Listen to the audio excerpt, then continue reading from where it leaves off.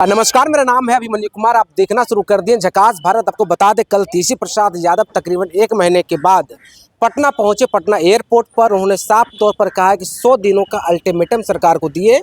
100 दिन के बाद हम फिर जो सवाल खड़ा करेंगे, सड़कों पर भी आएंगे। लेकिन सवाल ये कि 100 दिन क्या करें? क्या जनता के साथ जो प्रताड़ना होगी, क्या उसके लेकर सवाल कौन खड़ा करेगा? बड़ा सवाल है। खास तौर पर नीरज सिंह, जो जनता दल यूनाइटेड के मुख्य प्रवक्ता है, उन्होंने साफ तौर पे कहा है कि इतना दिन तक क्या उन्होंने अपना सैलरी लेना बंद कर देंगे, क्या पेंशन लेना बंद कर देंगे? ये बड़ा सवाल है। कैसे देख रहे हैं आप? देखिए नीरज, इससे पहले पूछिए कि वो जो काम करते हैं उसके लिए उनको कौन तनख्वाह देता है? न तर्क होता है, न तथ्य होता है। जिस तरह की वो बात करते हैं, बिल्कुल अनर्गल बात करते हैं। क्या इसी काम के लिए रखे गए हैं? क्या बिहार सरकार या भारत सरकार इसी काम के लिए उनको पैसा देती है? पहले उनसे पूछना चाहिए।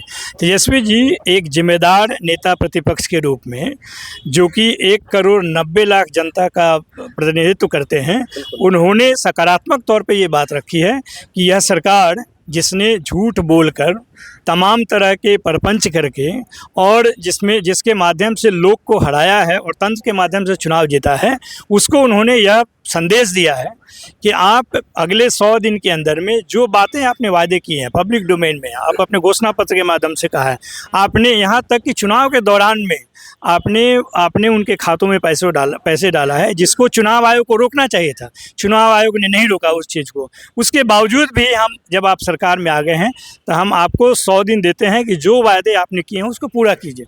अगर आप नहीं करेंगे फिर हम उसके साथ लेकर हम जनता के साथ ज़मीन पे उतरेंगे और आपको उसको करने के लिए बाध्य करेंगे। आपने देखा होगा कि चुनाव के दौरान भी जो काम यह सरकार ने किया वो तेजस्वी जी के दबाव में ही किया। जो 400 से बढ़ाकर 1100 उन्होंने किया 2005 के बाद, 20 साल लगे ना उसको करने में। बिल्कुल। जिस तरह से महिलाओं के लिए जो उन्होंने पैसा दिए 20 साल के बाद उन्होंने लगा ना कि उनको पैसा देना चाहिए, और ये किन के दबाव में? जब नेताजी तेजस्वी जी ने जब बोला ये बात कि 2,500 पर मंथ महिलाओं को दिया जाएगा माई बहन मान योजना की, उसका दबाव दिखा। यूथ आयोग की उन्होंने बात की, इन्होंने कैबिनेट का फैसला लिया। हर सवाल जो उन्होंने उठाया संदर्भ में, वो सरकार करती हुई दिखी, लेकिन उसके प्रति उनकी गंभीरता क्या है, ये अब उस समय आ गया है देखने के लिए। उस संदर्भ में उन्होंने ये बात कही है। ये थोड़े है कि आप हर तरह का कुकर्म करेंगे और हम लोग शांत बैठेंगे। राष्ट्रीय जनता दल के पक्ष में 1,90,00,000 वोट मिलने का मतलब है कि वो लोग सजग तरीके से हर जगह पे इस बात को देख रहे हैं कि सरकार कैसे काम कर रही है।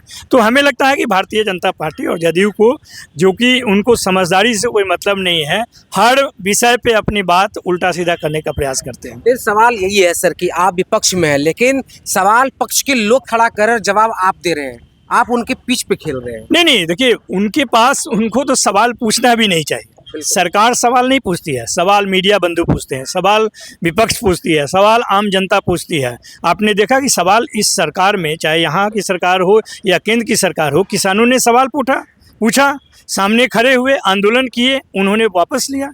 ये आप चाहे देखिए 13 पॉइंट रोस्टर के खिलाफ में जब हम लोग खड़े हुए तो उनको वापस लेना पड़ा।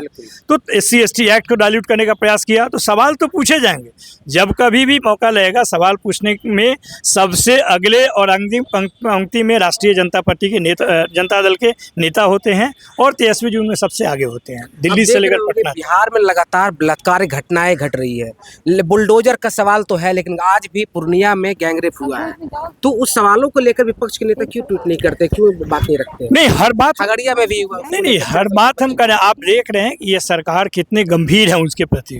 आप एक बलात्कारी को चाहे बिल्किस बानो का हो संदर्भ हो, चाहे कुलदीप सेंगर का संदर्भ हो, आपने देखा भारतीय जनता पार्टी के लोग उनको माला पहना रहे हैं, उनको डिफेंड करें। सवाल तो देश की जनता ने पूछा, तब तो जाके उस पर स्टे लगा।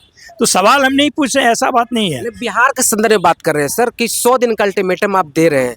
100 दिन के बीच में जो घटनाएं हो रही, उसको लेकर सवाल कौन खड़ा करें? नहीं, उसके कुछ सवाल आप पूछेंगे, कुछ सवाल हम पूछेंगे। केवल विपक्ष का ही काम सवाल पूछना थोड़े है।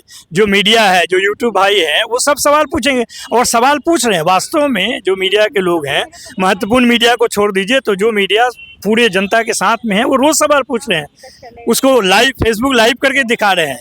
जवाब देने वाला या सरकार जो उस पर जवाब देना चाहिए वो जवाब नहीं दे रहे हैं।